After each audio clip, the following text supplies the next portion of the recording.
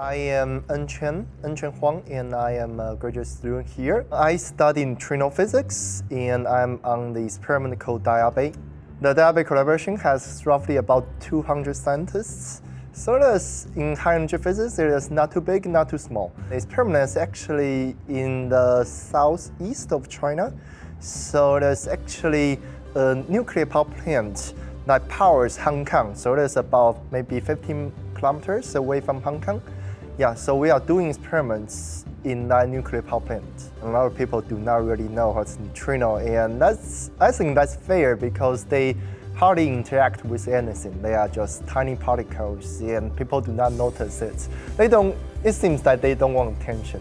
And so we are just doing experiments to understand this kind of particle.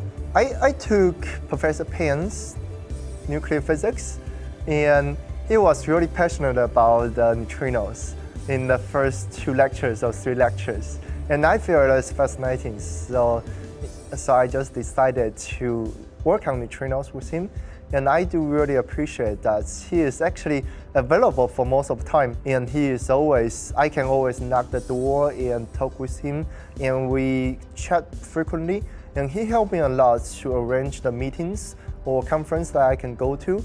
And also give me really good advice about job hunting or everything, and practice the career talk with me for a long time. Yeah. So I would say I kind of travel 2 to 3, at least twice per year, and sometimes up to 4 or 5 times a year. So actually we visit a lot of like Beijing, Hong Kong, and Shenzhen, one of the biggest city in the world, but didn't exist 30 years ago. And also Xi'an with the Karakata warriors.